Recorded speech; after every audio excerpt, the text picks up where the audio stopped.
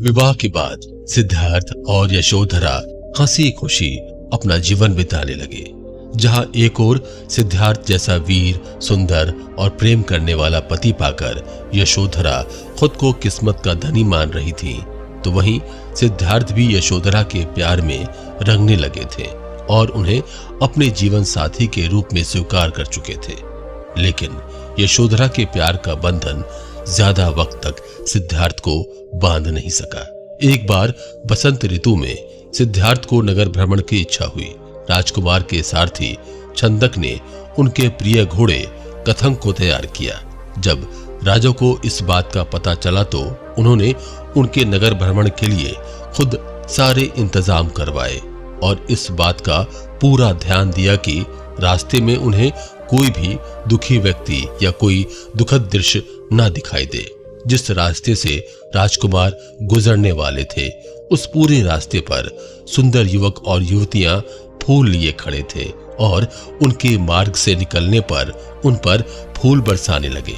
महाराज शुद्धोधन नहीं चाहते थे कि सिद्धार्थ को रास्ते में कुछ भी ऐसा दिखे जिससे उनका मन दुखी हो, लेकिन असल में कुछ और हुआ। राजकुमार सिद्धार्थ को दूर से एक बहुत वृद्ध व्यक्ति दिखाई दिया जो झुककर हाथ में लाठी लेकर धीरे धीरे चल रहा था। उसे देखकर राजकुमार विचलित हुए।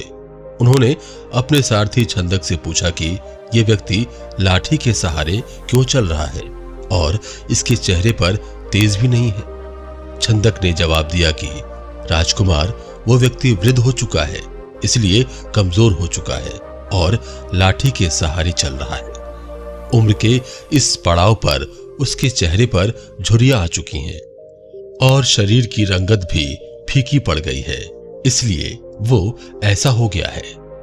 सिद्धार्थ ने आगे पूछा, क्या सभी लोग वृद्ध अवस्था में इसी प्रकार हो जाते हैं? छंदक ने कहा कि हाँ राजकुमार, सभी लोग एक उम्र के बाद इसी तरह हो जाते हैं।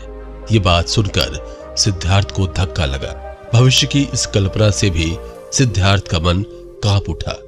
उन्होंने सारथी को वापस महल की तरफ चलने का आदेश दिया और नगर भ्रमण को रद्द कर दिया। जब राजकुमार महल वापस लौटे और महाराज और महारानी को यह बात पता चली तो उन्होंने राजकुमार के मनोरंजन के लिए भरपूर इंतजाम किए। यशोधरा ने भी उन्हें खुश करने की हर कोशिश की, लेकिन राजकुमार के मन से वो बात नहीं निकल पा रही थी।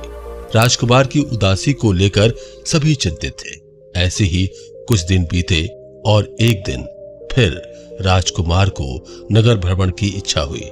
असल में यही वो दिन था जब राजकुमार का मन सांसारिक जीवन से हटने लगा। जब वो नगर भ्रमण के लिए निकले तो रास्ते में उन्हें कराहता हुआ एक व्यक्ति दिखाई दिया। जब उन्होंने अपने सारथी से पूछा तो पता चला कि वो व्यक्ति बीमार है, इसलिए पीड़ा की वजह से कराह रहा है। राजकुमार ने छंदक से पूछा कि क्या रोग किसी को भी हो सकता है? छंदक ने कहा, राजकुमार, राजा, रंक, अमीर, गरीब, स्त्री, पुरुष, कोई भी रोगी हो सकता है। ये सुनकर राजकुमार विचलित हो उठे। राजकुमार का रथ अभी कुछ ही दूर आगे बढ़ा था कि उन्हें एक अर्थी दिखाई दी। छंदक से पूछने पर उसने बताया कि इस व्यक्ति की मृत्यु हो चुकी है और इसे दाह संस्कार के लिए ले जाया जा रहा है। जो व्यक्ति उस अर्थी के साथ चल रहे हैं, रो रहे हैं, वो मरने वाले व्यक्ति के परिजन हैं। सिद्धार्थ ने पूछा कि मृत्यु क्यों होती है? तो छंदक ने कहा कि राजकुमार, मृत्यु तो अटल सत्य है।